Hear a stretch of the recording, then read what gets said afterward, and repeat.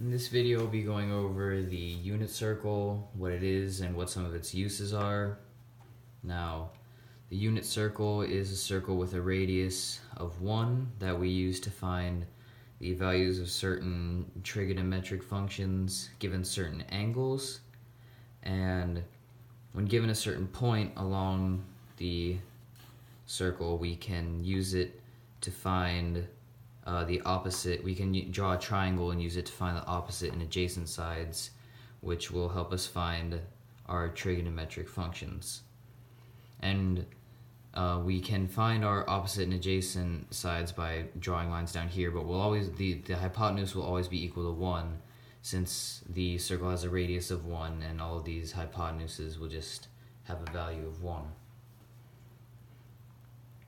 Now, before we actually find any of these values, first let's see how we divided the circle up. So the circle is divided so that if we were to take these blue lines or pi over 4 lines out, then that would leave us with the whole thing being divided into sixths.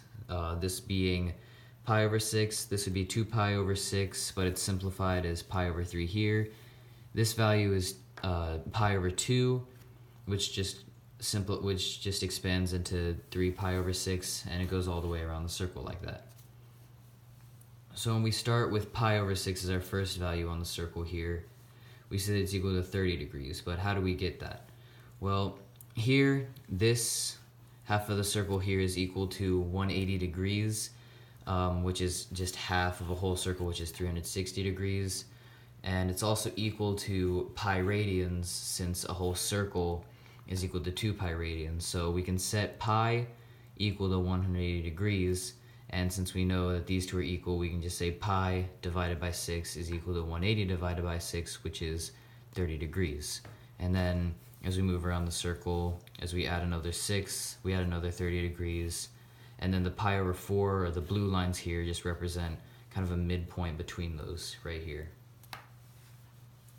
Now, when we're finding our points around these edges of the circle, our x value, or our value going along here, will always be equal to our cosine, because when we draw a triangle, and say if we were to draw a triangle here, this would be, and we were trying to find this angle, this would be our adjacent side, which would help us find our cosine, seeing as cosine is the adjacent over the hypotenuse.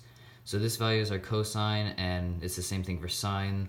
This value along the y-axis would be our opposite side, and since sine is equal to the opposite over the hypotenuse, then the y value would be equal to the sine here. And when we're finding these cosine and sine values, when we're finding these angles, here, when we start with pi over 6, our adjacent side here, or the value of our x here, will be equal to the square root of 3 over 2, and our y value, or our sine, will be equal to 1/2. When we look at pi over 4, our point along the edge of the circle here will be equal to the square root of 2 over 2, and our sine will equal the same thing. And when we look at pi over 3 here, we see that our adjacent side is equal to 1/2, and our opposite side, or our sine, is equal to the square root of 3 over 2.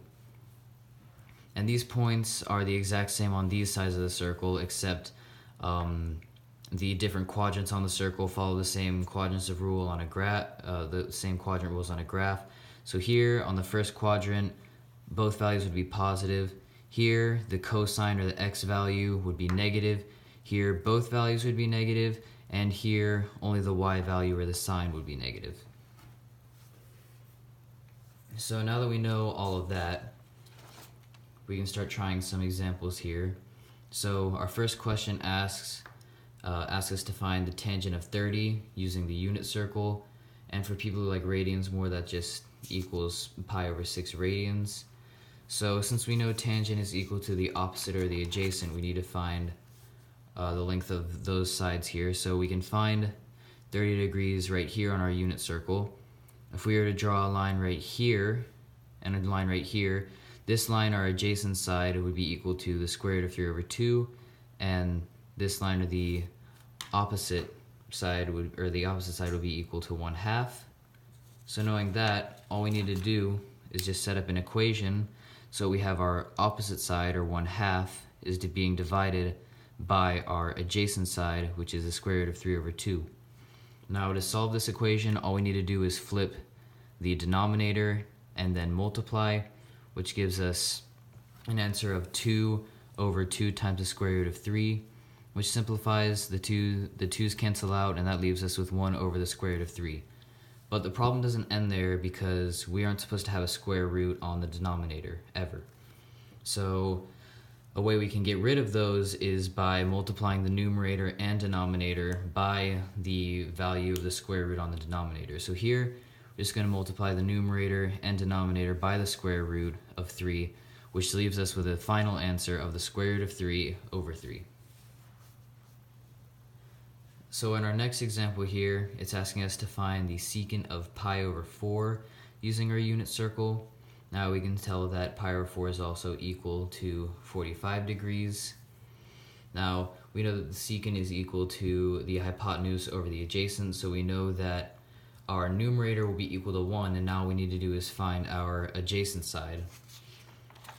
So if we look at pi over 4 here, all we're looking for is this cosine value, or x value here, which is our adjacent side, which would be the square root of 2 over 2.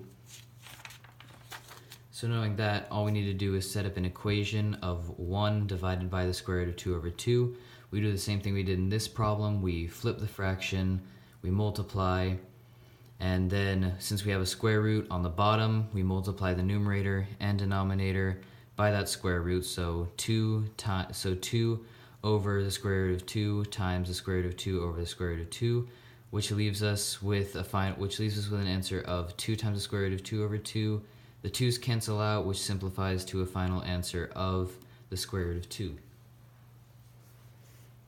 So both of these examples that we've worked so far have involved finding angles in this first quadrant here. So now we can try finding an angle that's not in that quadrant. So here it's asking us to find the cosecant of 10 pi over 6 using the unit circle. And the first thing we can do is, if we can simplify that value, that always helps. So we can simplify that down to 5 pi over 3, or 300 degrees. So since we know cosecant is just equal to the hypotenuse, which here is equal to 1 over the opposite, all we need to do is find our opposite side length and then just divide 1 by that.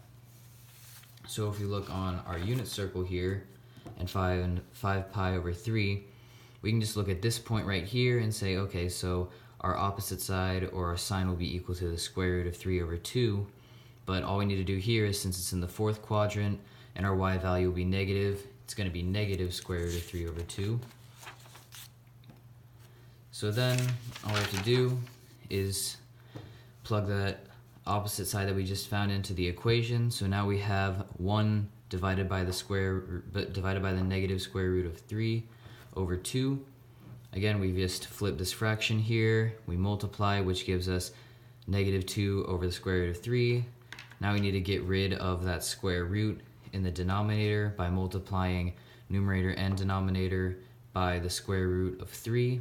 So that will leave us with a final answer of negative 2 times the square root of 3 over 3.